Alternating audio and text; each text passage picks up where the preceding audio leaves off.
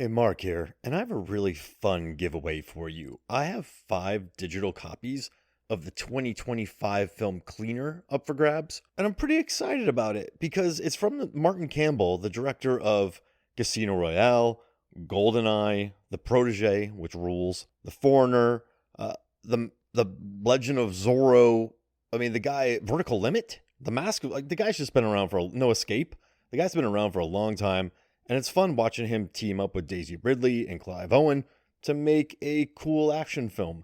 So if you're like interested in watching the film, if you want to enter for a chance to win, just shoot me a message. You'll be like, hey, Mark, I would like to get a digital copy of Cleaner because Martin Campbell is an excellent action director and I want in on it. So yeah, just shoot me a message and let me know. From the director of Casino Royale, don't miss Daisy Ridley, Clive Owen, and Taz Skylar in the action-packed thriller Cleaner. When a former soldier gets caught in a deadly hostage situation, she is forced to engage in her old ways to save the lives of all involved. Full of twists, turns, and death-defying stunts, Cleaner is now in theaters. Buy your tickets now at fandango.com.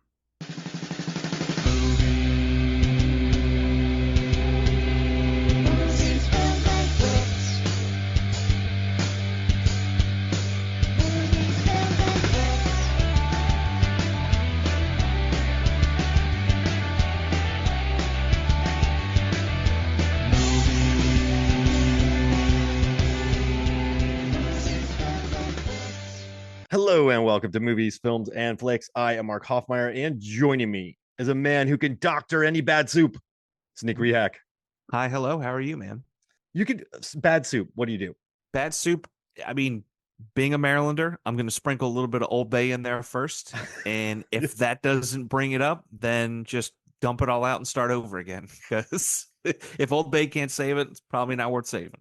It's like before and after. You know, it's just like a broke down car, and then it's like a Maserati with Old Bay. Yeah. We just immediately go from here's a Miata that's really rusted out, and now it's the Roddy.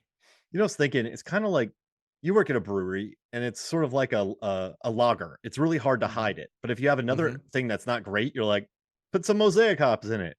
Yeah. You know? No, that's exactly it. Throw get some vanilla. Galaxy, Get some vanilla. Centennial. Yeah, put it in a bourbon barrel. Yeah. And then, the bourbon barrel. That's the perfect way to hide a mistake. Yeah, exactly. But a lager, you can't hide it. Like you can't just be like, put some. No, we're screwed. So you just have trash lager. Yeah, pretty much, because a lager is going to be more on the multi side of things. So if you don't kind of nail that, you can't just start throwing hops in there because it becomes a pale ale. Like it becomes something completely different. That's how most pale ales end up. Yeah. They're just like, oh, this wasn't that great. Let's throw some, Chinook, Mosaic, Centennial, Citra. Yeah. Got some Nelson. Yeah, a little bit of Nelson in there, and just see what happens. Well, we put 5 different hops in there. Why? Ooh, this is bitter. Gotta love Bloop. it. Here's some Nelson. Bloop. Wait, that's gonna make it worse. Man, this is make really it a double. I don't know how I'm feeling. It's put some tangerine in there, dude. Lactose it up. Yeah. This is some obscure beer talk, and I love it. Some people, there's going to be 1 or 2 people that are like, yeah, I get it. Yeah, I'm a fan of Imprint. Right now, I'm wearing a brewing hat. You have the beard of like a head brewer. Yeah, I do. He's in like now we're talking. But hey, Ratatouille. Yeah. You picked it. Old Ratatouille. I did. A lot of kitchen fights. Which kitchen fight are we covering? The shotgun kitchen fight or the one where Remy just bites the living crap out of the guy? Like, which one are we doing? I was going for the shotgun. Okay, and good. Then if we wanted to quickly touch on the biting, we could, but I feel like the shotgun is like the meat and potatoes and sides, and it's the full course. Remy bites the crap out of Linguini. Alfredo really Linguini. It's not really a kitchen fight. It's more of like a kitchen skirmish. I like that. But I mean, Remy's biting him. Yeah, and sometimes, you get a little angry and you fire one off, or it's just, and I think sometimes it's that nature versus nurture. He's a rat. And when rats get into a corner, they're going to try to not lash out, but they're going to get you. He's like a scorpion. Riding the frog's back. I was just about to say that. They're going across the river, and all of a sudden, the scorpion's like, eh. And Ryan Gone. Gosling sitting there from Drive going, "Oh, now I get it." Yeah. Oh, that's what it means. Let me put this jacket on. Time to turn on Kavinsky's night call. A real human being. Yeah. So you have a rat. So we're not okay. So we have the skirmish. We have the bite fight. It's what Yeah. we'll call it Ooh. in a kitchen. But there's like nothing. There's no utensils being used. It's just a rat in a guy's Right. clothes biting him. Because that Okay. scene, that type of fight could happen anywhere. Yeah. But Yeah. I what hate it when I put separates rats this? in my pants and go into kitchens. Yeah.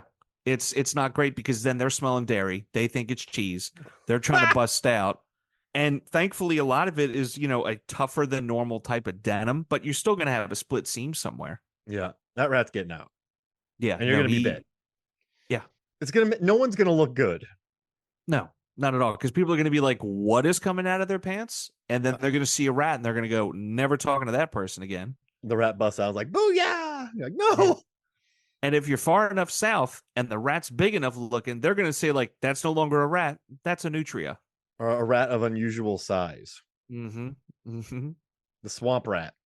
Yeah, rodents. Oh, rodents of unusual size. Yeah. I'd rather They'll just fight a come rodent peeking of out like, unusual "Hey." size than a rat. I would much rather find a rat because those things are big. A, I really don't have fire anywhere near me. B, I don't have swords. So I don't, and also in If the you movie, had a sword, would you be able to use it successfully? Like a rapier. try. Someone gives you a rapier. Yeah. And they're like, "Nick, go battle these things." I'm just swinging as hard as I can left to right. I'll probably throw my shoulder out. My chiropractor will get mad at me. But I'm just going to swing. Yeah. Like if I was a baseball player, I'm going yard. You know what I mean? Yod. The green monster. We're just going to hit it so hard. It's going to fly over there and hit the gas station. You see how hard I hit that, Mickey? He's still in the air. What? The cops are arresting me for abuse. I had a big tuna. Wait, that's a tuna. It's a big effing tuna. You ever see that video?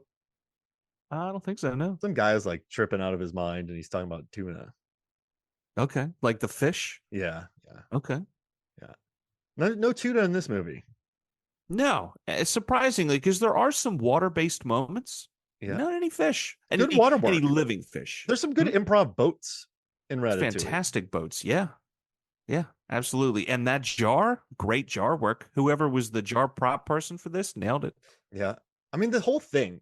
So, what's interesting too? Like, the director, Brad Bird, had to come into this thing late because I guess the original script, the rats walked just on two legs. And then like Colette was no character. So Brad Bird came in and was like, okay, these rats walk on all four legs. So they had to go back and do everything. And then I think the rat, Remy was living with his family and sneaking away to go cook, but he's like, no, we'll just kill them all. And he has to keep moving forward, but then they're not dead. And so like he basically changed everything last minute. And then we have Ratatouille, which let me read this run that Ratatouille kicked off. Okay. So listen, by this time, Pixar, they had in 95, they had Toy Story, Bugs Life, Toy Story 2, Monsters Inc., Finding Nemo, Incredibles, Cars. Good run. Incredibles is incredible. That's solid. Good. Yeah. Finding Nemo, amazing. Monsters Inc., great. Classic. But then it goes Cars, which I love. I think it's very fun. It had a $70 million production budget and could probably, I guarantee you, Cars and like the toys sold from that funded their huge run. Oh, the merchandise alone. Yeah, absolutely. There's no way it didn't. So, so that makes 461 million, huge money. But then it goes Ratatouille, Wall-E, Up, and Toy Story 3. Those four in a row. Whoa. Come on now. And they just get progressively sadder. Yeah, Toy Story 3, they're all like, yeah, we're dead. We're just going to hold hands in a fire. I remember sitting in the theater, and as they're going into the furnace holding hands, in my mind, I'm like, this is how it ends. I'm like, they're just going to cut to credits, and that we're just going to hear screams. No music as the credits roll, just screams, and we're going to know what that is. But no, they played it safe. Yeah, we should have heard burning toys. Like, do you smell burnt plastic? Like, that's what someone should have said. What the hell was that? Hey, Tommy, stop the line. Yeah, someone said burning. I smell burning plastic. What are we in a Ziploc factory? And then they all burn into one piece. And then they are able to like bring them back. So all their souls are just like one blob that can't move. and then they And they lock him become a away. Franken toy. It's like some wild Elden Ring type of creature just roaming around. And they get buried, and it's just like a They found the horror. they, It's like Buried with Ryan Reynolds, but with the entire cast just like wedged somewhere. I tell you what, when I saw that in theaters, I feel like I couldn't breathe. There were Yeah, some moments where I'm just like, come on, remember to breathe. This is intense. that snake comes out, and you're like, get out of here, Yeah. get out Well, of I here. think the toy creature would use that snake as a weapon. They would just sling it around and try to hit people with it. Even the shark that pops up and he's like, I'm Woody, howdy, howdy, howdy. They would use the shark would become one of the arms. And they're just like, I'm going to get you with this shark. Oh man, I want this movie. Yeah. Kids would be Don Bluth horrified. would make that movie. Yeah, that would be horrifying. Yeah, it would. I want it. But Ratatouille. I asked what people think about it on movies, films, and flicks, and it was kind of the first film that like Toy Story. You have to like it's Toy Story's just toys come to life. They have to hide, then they have to go to Sid's house to get somebody back. Bug's Mhm. Life. It's just what it's just a remake of another movie. Toy Story 2, they have to go get somebody. Monsters Inc. They have Boo. They have to get her back. Finding Nemo, they got to find Nemo.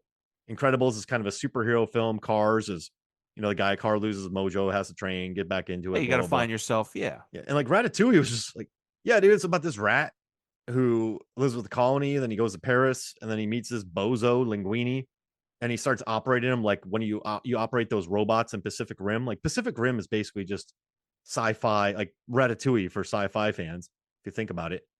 You just Yeah, so he's pretty gonna much. so he's gonna operate this guy, and then like he's the son, but that's not really important. And then his family comes back, and like just really no crazy stuff. And then he has a food critic, and he makes food, and then everyone at the end's like, "Hey, we're cool," and the restaurant gets shut down. Like this is not a high concept film at all. No, Ratatouille, and it no. kind of broke the mold for these adventures. I mean, even if you think about it, like Wall-E, he's cool, then he has to go after Eve, and then they have to get back, and then there's Up. They go up in the air. Oh no, what's gonna happen? So that's why I like Ratatouille. I watched this video essay where they're talking about how it kind of plays like an indie film, and It really does, doesn't it? Because yeah, it has those moments of like it could be like a hangout movie. You know what I mean? mhm. Something like Daisy Confused, Everybody Wants Some, Borderline Clerks. Just we're with these characters and we're going through these events. And sure, they're interconnected, but you could also, if you wanted to, take these moments and split them elsewhere, and they could still work on their own as like short films because there's enough character development and there's enough awareness and context in each individual scene to be like, oh, I get it. Oh, I see what this is about. No, totally. This is probably what it is. And And then then they the call it voice work Ratatouille. too. Yeah. And even then, I'm just like, why would they call it? Oh, because of Rat, okay, makes sense. it's like a rat who makes Ratatouille, Yeah. and then they're like, make that Pixar movie, and then 5 years later it comes out in theaters, and everyone's tired. The executives were like, what? Where do I sign? A rat who We don't makes have a script yet. Ratatouille. I don't care. A bat who can make baklava? No, that doesn't work. Like, what can we do? What can we do? What if it was Batclava? No, that's too complicated. It's wordy. a sheep who made shepherd's pie? No. What about a shepherd who makes shepherd's pie? No, that's not an animal. How about this? Double dog. It's a dog that makes hot dogs. A cat who makes casserole? No, that doesn't work. What about gerbils making graham crackers? No, because it's not really a meal, it's a snack. An elephant making eggplant parmesan?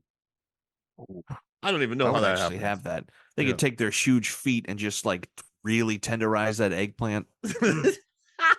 Oh my god, Mm. the veal too. Any like even if they add some meat in there, that meat is going to be squashed.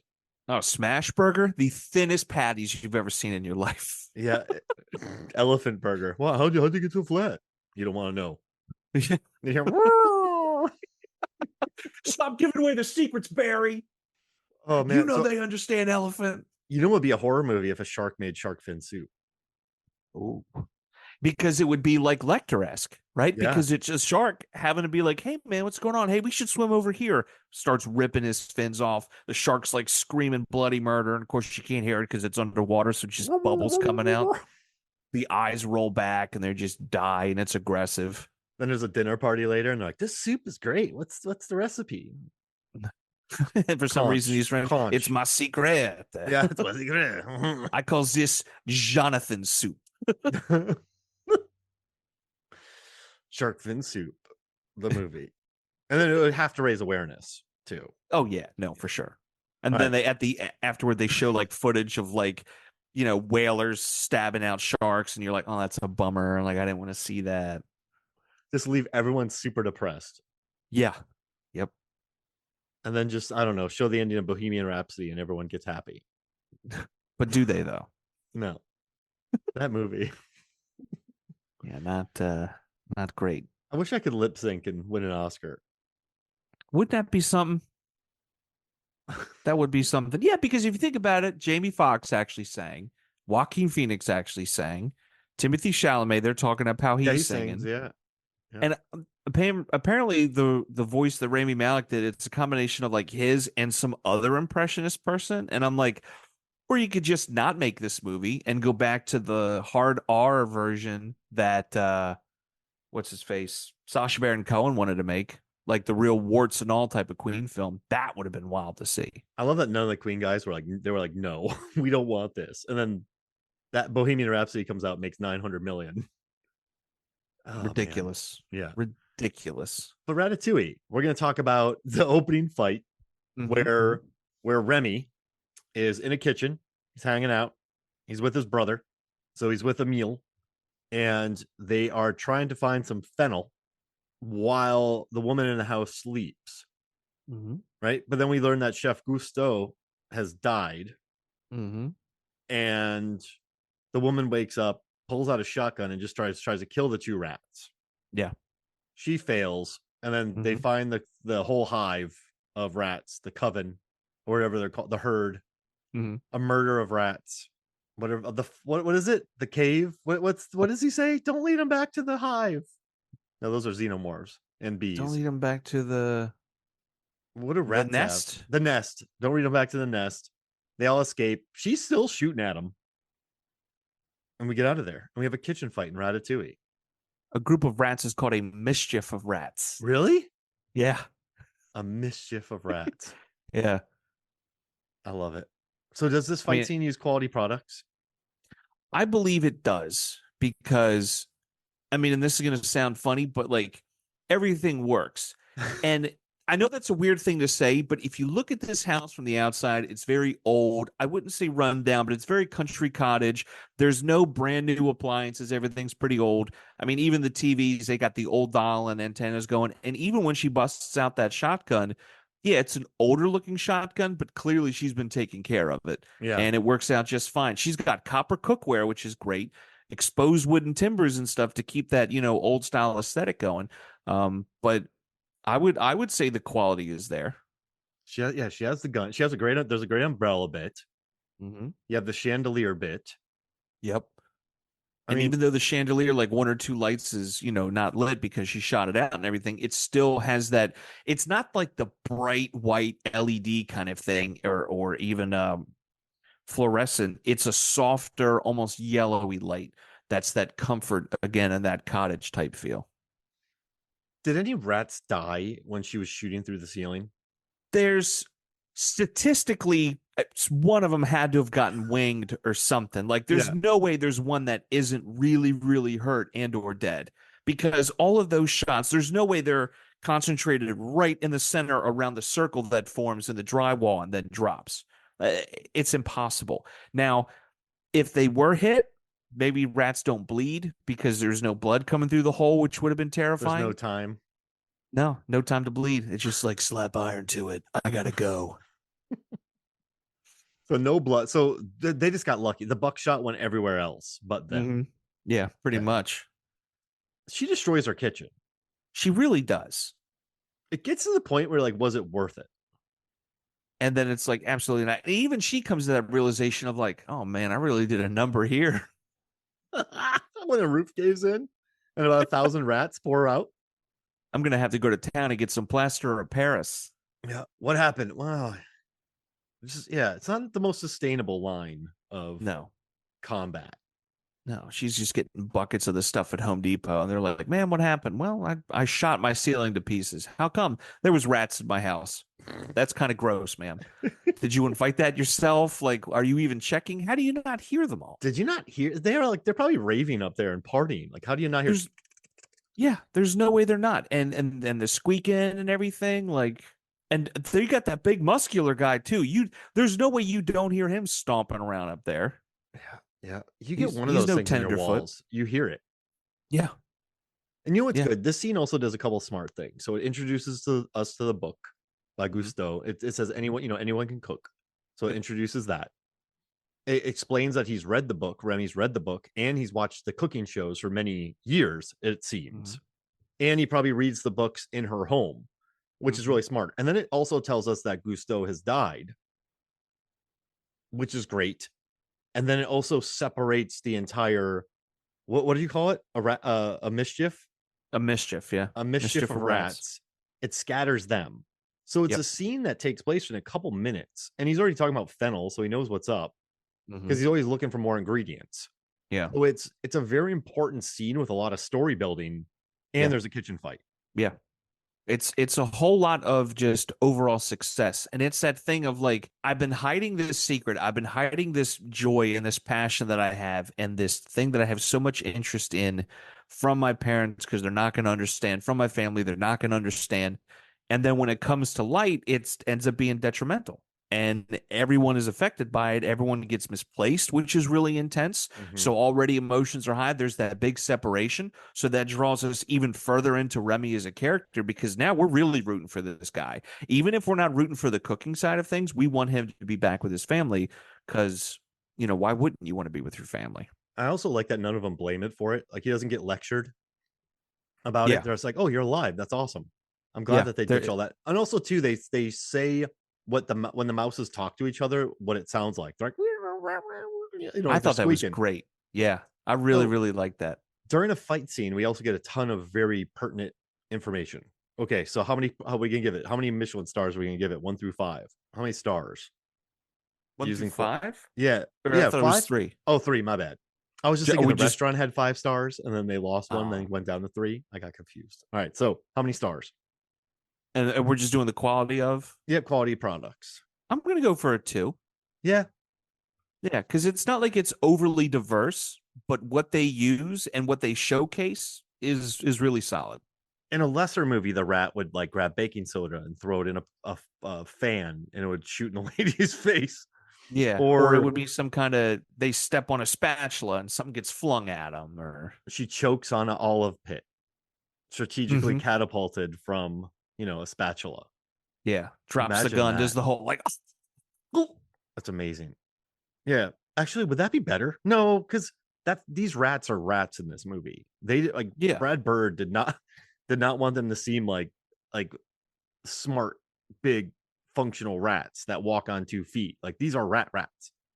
yeah, and they're not out for violence. They just want to hang out and survive. They want to spend time with their family. They want to eat. Steal Occasionally, they're going to stuff. explore. Yeah, still little things though. You're not going to miss. They get a thimble. They get some toothpicks, but they're not malicious. They're not out there because even when they drop and she starts screaming, run away. There's how many rats? That's a massive mischief.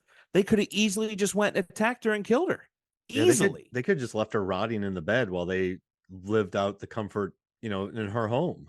Yeah, nibbling away, and they're out of the rain, the elements, like the whole nine.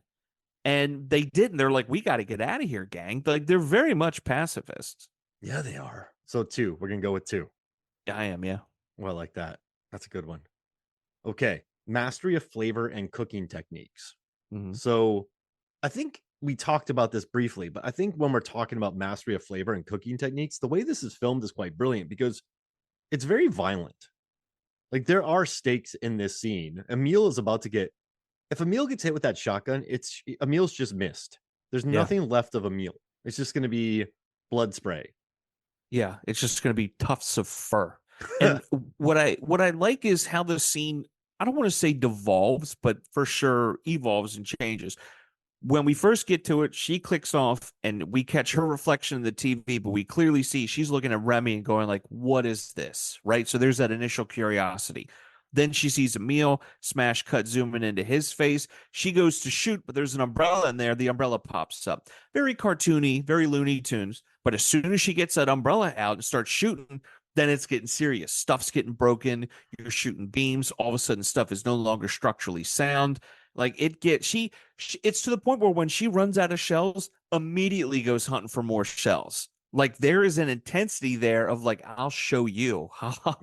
I'll paint your little red wagon. Like, And then she comes back with the gas mask and the poison. yeah, that's the other thing. We are watching and oh, she screams, runs away. They're like, oh, cool, the rats are gonna get away. And then here she comes back, all Chernobyled out, ready to spray. And there's only like one left. And she's gonna unload that entire tank of spray onto him. It's not Yeah, gonna be let me spray until he stops. She's not gonna stop. he's dead. Yeah. And she almost gets him later. She DED. tags him later with the mask when they find him in the water. That's how Yeah. angry she is. Yeah. Yeah. And he's floating away on the book and everything. It escalates quick. It really does. But and again, in the beginning, it feels like that very Looney Toony slapstick, but then it just becomes a little more intense and they get away from that. They could have easily made it a little bit cheesy. Like we said, she's choking on an olive pit. They're throwing baking powder or soda into the fan and she gets blood. Olive You know oil what I on mean? the It could floor. be, yeah, they could be running around and pulling out Acme spatulas or Acme crepe to the whatever. face. Yeah, exactly. Looking at the camera, or Emil is holding up a sign with a screw and a baseball, like, one of those things. She's trying to hit him with like an overly hard baguette. That's like a Mhm. week old baguette. Yeah, it just knocks her when her glasses go flying off. Yeah. This is a very mature and violent fight. So because I'm going to give it a 3 because I think the mastery of flavor and cooking tech, not only does this tell a story, but it escalates and it's quite violent and it's a catalyst to get everyone separated. Yeah. It's good story. So some of these kitchen fights we've watched are fun, like the sudden death one, but I'm not going to say it furthers the story. No, it's very much like time out, let's fight, and then get back to it. Whereas this one, even if you watch it without the sound on, you're still able to tell an entire story just through the actions and what's going on. Mm-hmm. You know what I mean? Because you could see like she discovers the mice or the rats. They start running away. She's after them in a big bad way. Even when Emil goes up the pipe and Remy puts his hand out to be like, no, don't do that. Like we can easily see, again, even with the sound off, like he is preventing Emil from doing something major that's going to happen. And then what happens? They all come falling out. Oh, so 3. Yeah, I would for sure give this a 3, or I that love it. aspect a 3. I think that's mastery of flavor and cooking. I love it. Yeah. Okay. Personality of the chef and the cuisine. So let's talk about Brad Bird here, the director Brad Bird. And then let's like look at some of the movies he's directed. So Brad Bird has, he's directed Iron Giant, right? He's done Incredibles, Mission Impossible, Ghost Protocol. He also did Tomorrowland. No one's perfect, right? No. So hater. But yeah, so okay. So he's done Incredibles 2.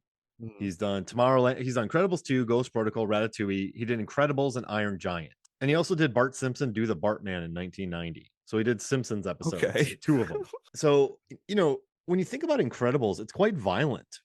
And Iron Giant kind of gets pretty gnarly, doesn't it? Like that's a movie with some stakes. And Incredibles, when all those people remember all the people at capes are dying? Like there's some death in the Incredibles. Yeah. There's an intensity that's there and an emotional weight. And I feel like in those films and even in this, they balance it out really well because you could very easily go too over the top with one, too over the top with the other, but they toe that line just right. And it ends up being successful. They can keep that PG or G rating, whatever it ended up being. And it's not so violent that it scares away the kids. It gets them invested and being like, oh no, I hope he's okay.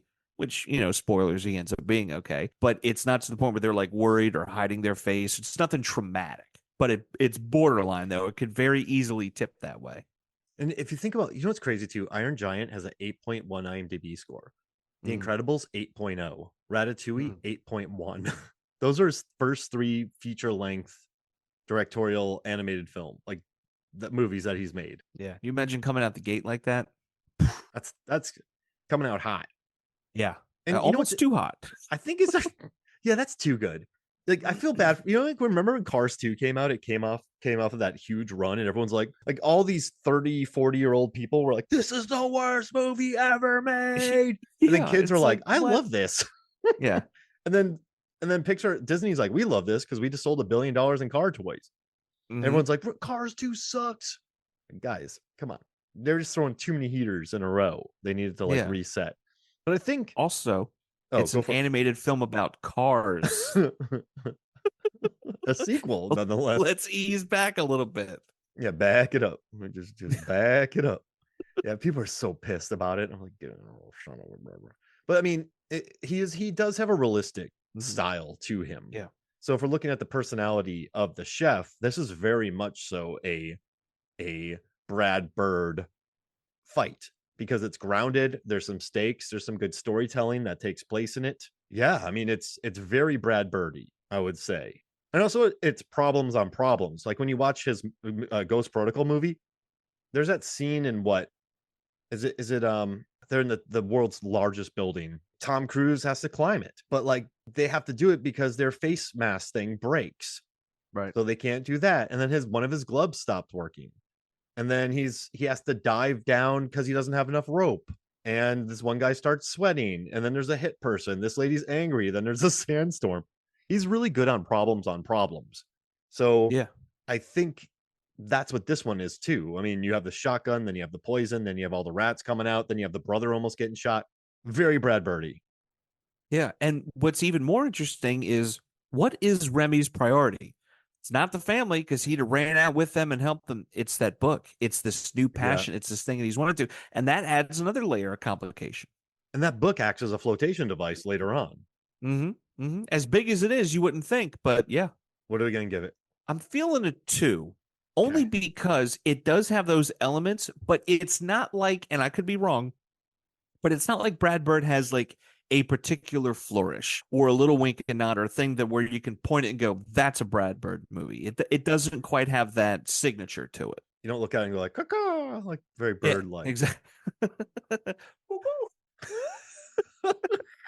Oh.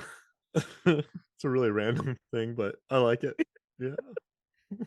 I'm all about the birds. Or you get like a really intense crow. So yeah, okay. So value for money. This is a brutal action scene where death. You know what's good about this action scene is these rats are fallible. Like Remy gets caught. Remy gets locked in places. Remy gets caught a lot and could feasibly be squashed many times. So I think what this establishes is this: he's not going to kill a woman with a pit, an olive pit in the throat. He's not going to trip her. They're not going to tie her shoelaces together. You know, they're just not going to work anything out like that. They can't throw toasters. I don't know why toasters, but I like it. Why So not? I think the value for money is that the value we're getting is it solidifies that these are rats. Like these aren't super rats. Right. So I think what we're getting here is a pretty true to form. Even when Emil has to climb up on the chandelier, he does it pretty tough. Like it's not easy. No, not at all. There's some struggles and some realism. And again, they're not bipedal. You know what I mean? They're not just on their hind legs walking around being like, hey, how's it going? I mean, obviously Remy does a little bit later, but that just shows that he kind of doesn't want to be a rat. And also, he's not very good at sneaking around, hiding in places because he's always getting locked or trapped because he didn't do rat things. He went instead and snuck off and did cooking things and cookbooks and learned how to do that. So there's a whole world of experience and I don't want to say street smarts, but I guess we'll say rat smarts that he just didn't pick up on and carry because he's too busy, looking for fennel. He's too busy combining, cheddar and strawberries or Gouda and, whatever he's got going on. Getting hit by lightning. And Getting hit by lightning for that extra smoky, lightning-y flavor. I can't explain it. Lightning-y? But yeah, I think it's a good fight in that everything tells story. It's all a story in here. It's absolutely storytelling. It's not just it's not like you said with sudden death. Okay, stop the movie, kitchen fight. Okay, movie's back. This furthers the plot. And which means there's good storytelling for this animated film. So what's the value for money? I think this is a 3 value for sure. Yeah, Just from all the story depth it provides, rarely do you get a fight that does something like that. Most fights, it always feels like a sidestep, like Shaun of the Dead. Some of those fights, it moves the plot forward only because they physically are trying to get from A to B. There's no like actual story moments or plot elements that it's passing along. Again, sudden death, they're taking a half and going on to the side. Raid 2, when we talked about that scene is more of like a final boss. You know what I mean? Once he gets through him, then he can get to the next part. So again, while it is progressing the story, it's just physically moving the story along. It's not necessarily during the fight he makes a discovery like, oh, he's my long lost brother, or oh, Yeah. he's a cousin I didn't know I had. Like there's no, realizations or anything like that. But this scene is like just true. It sets up the entire film. We learn about the rats. We learn about the world. We understand these characters. Like I really don't think you could ask for more. 3. Yeah. Good value for money. Now, consistency of food. This is a very violent scene. Is the rest Yeah. of this film that violent? Like that's Closest you could get is it's kind of scary when Linguini throws him in a jar and then throws him in the river. yeah. But then immediately he's like, "Oh no, what did I do?" Jumps in after him. To me, that's the next violent thing. Even when they go to get the health inspector, they're not beating him up. They're not like holding him down and taking turns punching him in his eyes. They grab him, they wrap him up, and they just toss him into the freezer. Where he Like that's freezes it. like They're Jack just like, "Hey Nicholson. man, cool off a little bit." Chill out, health inspector. Of course we had to close. We locked them in a freezer with Yeah, rats. yeah. What'd you think was going to happen? So it's quite violent, and it's not really it's I don't know if it's quite consistent with the rest of the movie, but it's still very Brad Birdy because he does have violence in his movies. Even if they're kind of peaks or they're just attention getting, or, in this case, it's a big establishing fight. So you kind of have this moment where it's like, hey, everybody, bring it in. Boom, let me show you this stuff. And then off we go. Because very much like an indie film, there's always that intriguing premise up front that grabs your attention.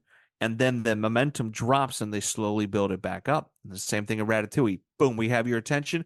Then it drops and we slowly have to figure it out. Remy's like, where am I? And all this stuff. And then it's realization after realization after realization. Like, How many stars should we give it? I I feel like a one is Yeah. too low. Oh, well, I almost gave it a 1. But I almost feel like I like part of me wants to say 2, but I'm leaning more towards a 1. So I know we don't really do halves, but like maybe a 1.5 I would do. yeah, let's do that. 1.5. I like that. Do you want to hear our final total?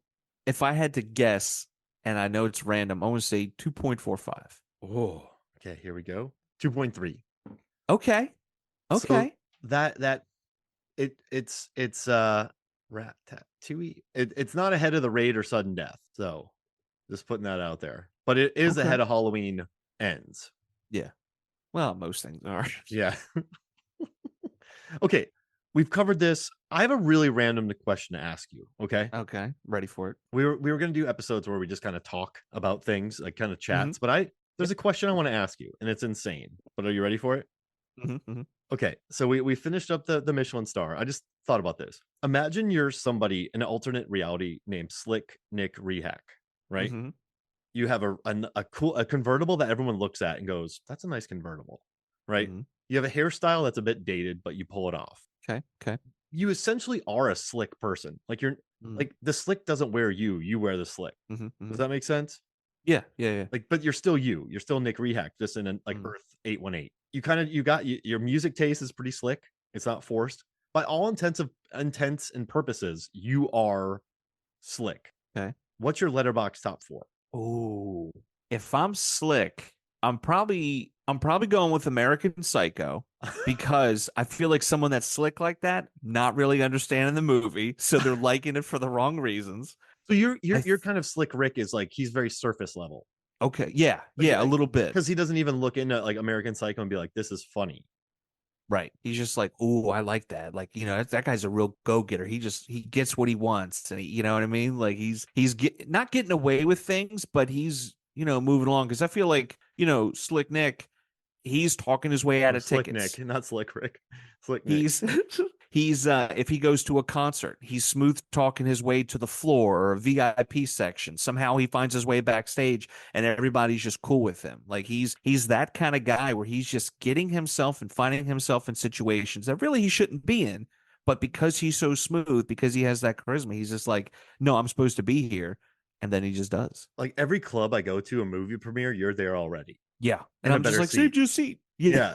Like in a better seat. I'm like, how? Like I got an invite to this. He didn't. Yeah. You're legitimately like high-fiving Stephen Baldwin. And like shaking hands with producers and like, finger gunsing at gaffers and best boys and Yeah. And you never go too hard. Like you never do the double finger guns because that just no mm, one looks good doing that. You only do no, the single. just a single, just And, the right. and whenever you do that to people, they feel pretty good about themselves. I'm not gonna lie, no one's ever finger gunned and I have frowned or been upset and being like, why would you do that? And it's always been like, because anytime someone shoots it, you send it right back. You never be like, no, I don't want any of that action. No, you're just like, gotcha. Do me a favor, Nick. Do a Yeah, double finger gun for me right now. bah, gotcha. Everyone has to do the face when they do the double finger gun. Yeah, they do, don't they? Now do a double. Now do a single. See? And you can do single with a wink, like, When you do a double, you're like, huh. yeah, because There you're it just that is. excited. You're so excited. It's completely on your face was completely different between 1 and 2, and it's involuntary. Yeah, because I feel like a single one is like if you were across the hall, or not across the hall, like across the room. It's just one of those like, Mhm. you know what's up. Get away from if someone double finger. No, you'll Yeah, never. Slick Nick will never do that. there's a Okay. huge company meeting. HR is talking about, yeah, guys, we really shouldn't say anything misogynistic. And you look at the other coworker like, that's you in this. You're Yeah, not calling him out, but you're just like, that's you. and you're not the guy who goes when you do the No, finger gun either. no sound effects, nothing. You do a wink, and everyone just feels like my night's better now. All right, so you Yeah. have American Psycho, but you Yep. don't really get the like subtext about like the business card scene. You think it's enthralling, and you Yeah. want to get a good business card, and you're not laughing. Yeah. No, you're going to them like, that's bone. Okay, what's your second movie? I think the second one would be Wild at Heart because you have Willem Dafoe's character, very slick, very greasy, trying to get in on Laura Dern, and it's terrifying because his teeth are horrible. But it's like Bobby something or other, and you're just like, yeah, look at this guy getting it, and he's getting it for the wrong reasons. Again, you don't understand the concept and how it's actually you shouldn't be rooting for the like he's I'm not saying he roots for Walter White, but he's definitely annoyed by Skylar. You know what I mean? Like it's one of those guys where he's Oh like, yeah, Skylar's the worst. Like he watches 500 Days of Summer and isn't "Mm, about summer. no, not at all. He's if anything, he's just like leave her, dude. Like, I'd have given her I wouldn't even given her 500 minutes, bro. I feel like Slick Nick. Anytime someone has a name like Bobby Peru, like Mhm, Willem Dafoe is, like he thinks they're cool, like Bobby mhm. Bolivia, or Yeah, like Nick Norway. Like that's his dream name. Like he wishes his name was Nick Netherlands. yeah, because he's just cool like Yeah, that. like Nick Norfolk, Hmm. Nick Nantucket. Like Yeah. that's what you wish. I'm just going Yeah. to like cities now, not even countries. Hmm. And you also have. Does Slick Nick have a snakeskin jacket? I mean, I think he would because it's a representation of what freedom in America means to him. But he doesn't bust it out a whole lot. It's only for like weddings and select birthday parties. Yeah, appropriate. Yeah, yeah. Like, hey, we're going to this new burger spot, snaking it up. Oh man, yeah, like Smash Burger, Elephant Yeah, Burger. yeah, we're going to In and Out. Well, let me snake it up. Oh man, everyone's like, this guy does it. All right, but then you hang out with him for a while and you just realize that he's like completely superficial. Yeah. It's like that's why you don't. That's why you're so slick that you don't hang out with people much because you know that they'll see through your facade eventually. Hmm. Hmm.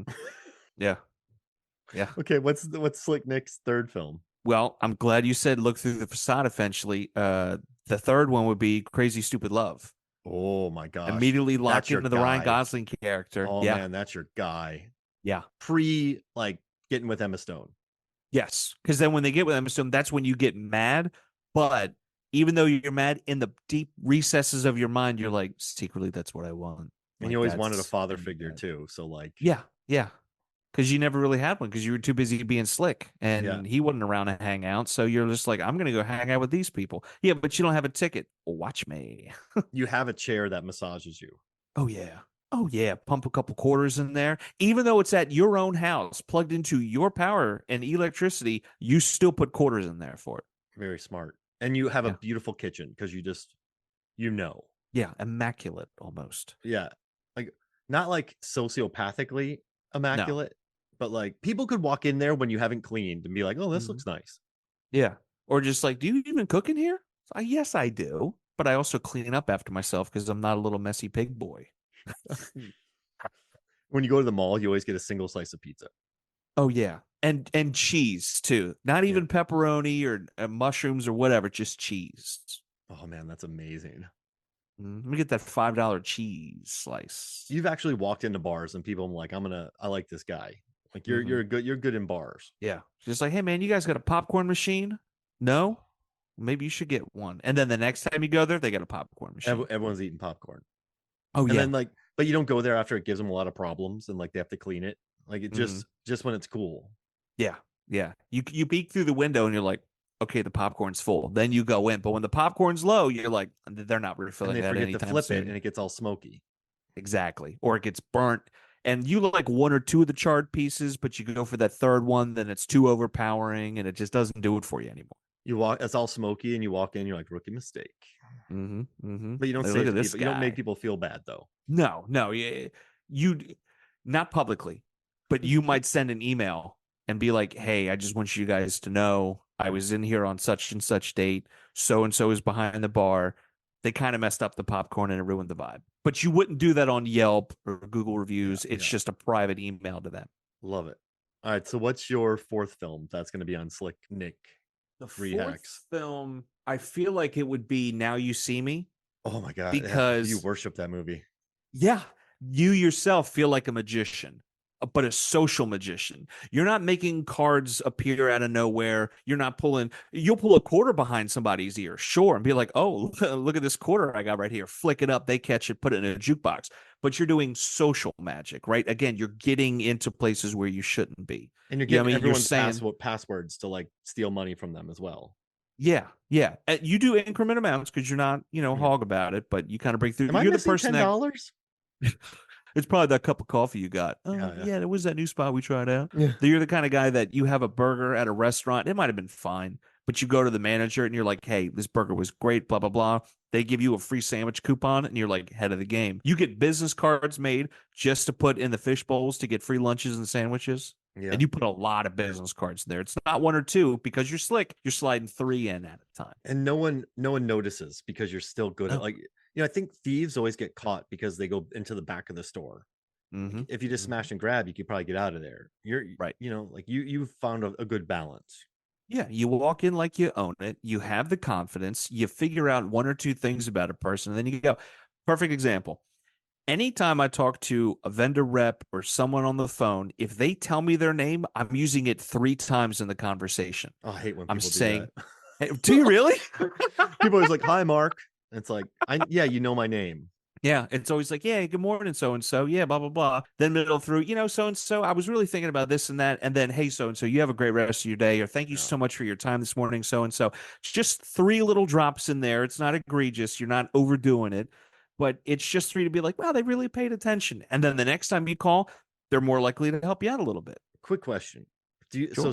Slick Nick learns names, but does it kind of get to a point where like you don't even know my name because you just say, "Hey, like your name's Deborah." Like, oh, so you knew my name the whole time? Yes. I think Like, so, but when it's a lot of those. Oh God, what are they? Terms of endearment, a lot of stuff like that. You know what I got it. mean? Like, hey, big guy, hey, fella, boss, what's going You on, never man? call Yes, people sir. chief or bud. No, never chief, That never chief. like that infuriates. I have like Canadian friends who are real earnest. They're like, "What's up, bud? Watch I can't yourself." do. If someone says, "Hey, bud," I immediately am like, "Do not ever talk to me again. Delete my number. Don't email me. Nothing." I don't know what it is, but I get so aggressive Yeah, about it. someone emailed me once, and they're like, "Hey, bud, like, can you get me a job?" And Delete. like with like someone, I was like, "Bud," I helped, but I was like, "Oh Yeah. man." I So had a guy at work, and this is going to sound like one of those the hooker gave the money back stories. But I walked past him like, hey, good morning, Aaron. He's like, hey, bud. And I'm just like, oh, okay. And like 5 minutes later, he came through. He's like, hey, I'm sorry. I was really distracted. And usually, like, I tell my kid, hey, bud, because his kid's name is Buddy. He's like, so I just, hey, how are you today? And I'm like, oh, I'm good, man. And then we chit chatted for a little bit, and he went back and did his thing. So that was like a nice rebound because it could have been like, we're not friends anymore. yeah, bud, you just slam your desk and you get all Dame Cook on them. Yeah. All Yeah. right. Well, so we have American Psycho, Wild at Heart, Crazy Stupid Love, and Now You See Me. Mm-hmm. This is amazing. Thank you for joining me, Nick. You're Oh, thank you for you're a having me. treasure. You are a Oh, you national don't need it. treasure. Come on, stop. You're an MFF all-star. I appreciate that. Where can people find you? People can find me over At the at front of every line. Sneaking a pack of gum through that they don't even realize. That's when my breath is always fresh. They can find me at Front of the Lines, Sneaking Gum Packs. They can find me rabbitholepodcasts.com. I'm on 2 programs over there, Lyrical Innuendo. We look at a song from the history of music, determine whether it's about sex, drugs, or good old-fashioned rock and roll. I'm also on Play MST for Me. Jason Soto and myself, we're watching every episode of Mystery Science Theater ever made from the beginning. I've been having a lot of fun, and you should definitely check it out. Well, thank you for joining me, man. This was awesome. And listen to all his podcasts. They'll change your life. I mean, maybe. You'll never be the same. No, you'll smile a lot. I can guarantee you'll smile. Yeah, that's always fun. Megan always tells me when I edit these episodes, I'm always laughing. So it's good. Yeah. I mean, love how do you hearing not? these things. All right. Well, thank you for joining me, brother. Absolutely. Thank you for having me. Thanks, bud. So for me, Mark Hoffmeyer, for Nick Riak, this is Movies on the Flicks. We'll see you next week.